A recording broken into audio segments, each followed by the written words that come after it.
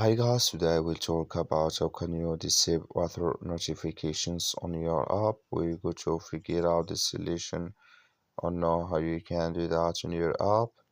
So you just follow this ways, then it's going to work with you.